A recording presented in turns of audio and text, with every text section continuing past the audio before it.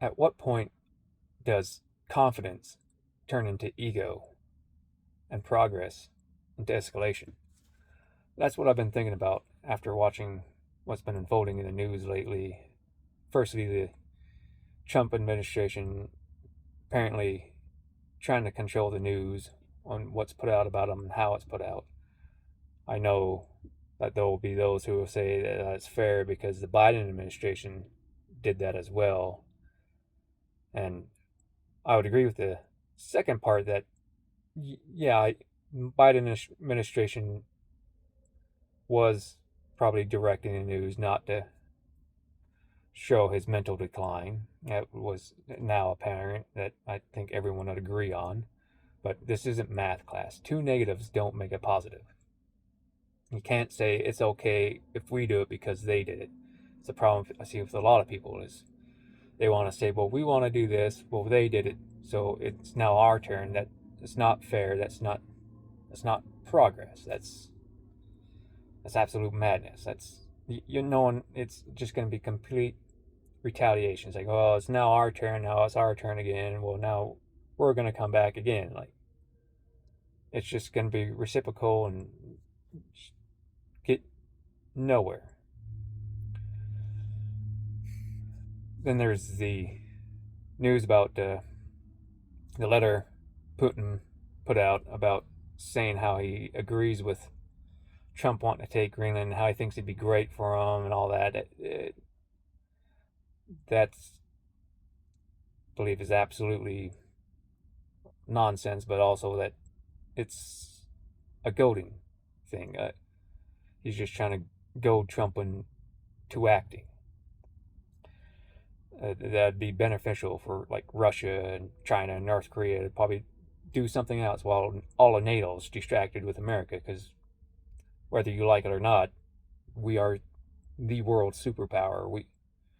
It ain't going to be one or two, even three countries from NATO to come and deal with this. It's going to take everybody. And even then, it'd still probably be folly, just because we are that much more superior in firepower. And I really hope it doesn't come to that, but that's what I believe Russia wants. They want us to draw NATO away. That obviously wouldn't be good for the world because, I mean, we'd be looking at the Third World War. And wars are never good, let alone a world war. Then I was reading through my books. As I say, I've been practicing Stoicism. There's the Letters from a Stoic by Seneca and Meditations by Marcus Aurelius. And both these, in Letter 7 and the book by Seneca, he speaks of staying away from crowds. And Meditations, it's they're called books, I believe, books 2, 5, and 6, that they also say to stay away from crowds. And Stoicism, for those who don't know, is to practice peacefulness basically by not shutting off your feelings, but by not letting them control you. You'll see people who will want to say that, yeah, Stoicism is the practice of not feeling. That's not what it is. It's not like being a Vulcan. It's not letting your feelings control you and to let them pass. Right, as the saying goes, that feelings are like visitors, like they come and they go. Like don't worry about them. Like to act logically. And the thing with crowds is, it's not your fault for being angry because there's plenty of things to be angry about. But when you get in crowds, there's just a certain psychology of being in a crowd, and there's also a term about for a psychological crowd versus just a normal crowd. Now, if you actually read The Psychology of Crowds by Gustave Le Bon, I believe that's the way you pronounce the name, you'll see in there they discuss about how crowds just you get to be kind of more reaction than you are thinking. Like, and you'll get angry just being in a crowd, and you start just behaving in a manner you wouldn't normally behave on your own. And especially, yeah, I'll read you a passage out of here. This is out of the first portion of it. Oh, what is it? 14. Yeah. So this passage here says the disappearance of conscious personality and the turning of feelings and thoughts in a definitive direction, which are the primary characteristics of a crowd about to become organized, do not always involve the simultaneous presence of a number of individuals on one spot. Thousands of isolated individuals may acquire at certain moments under the influence of certain violent emotions, such as, for example, a great national event. Kind of like what's going on now, the characteristics of a psychological crowd. It is sufficient in that case that a mere chance should bring them together for their acts to assume immediately the characteristics peculiar to the acts of a crowd. At times, half a dozen individuals might constitute a psychological crowd, which may not happen in the case of hundreds of individuals gathered together by chance. On the other hand, an entire nation, though there may be no visible agglomeration, may become a crowd under the action of certain influences. So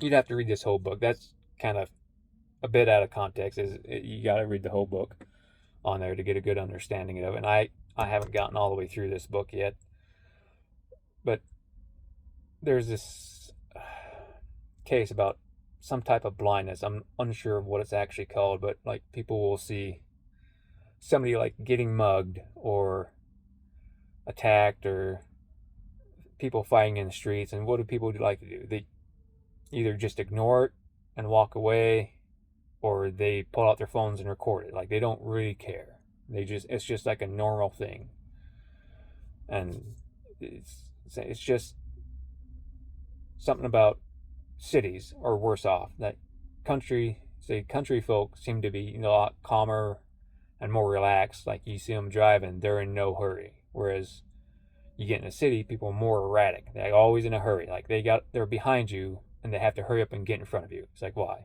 It's like you saved no time. What was the point of that? It's just something about being the bigger groups we get in, the more violent tendencies we tend to have. So I would encourage you to, if you can, I understand it's not always easy for people to do, but to stay off social media for even a day. Like, don't get on your phone, don't go out, stay indoors, just take the time, especially if you're feeling angry, and have that time to decompress. And if you meditate. If you haven't meditated, go ahead and try meditating. Just do it for 20 minutes. It's actually scientifically proven to be beneficial for you to meditate 20 minutes a day. It's what I do. I do it once in the morning and once in the afternoon. What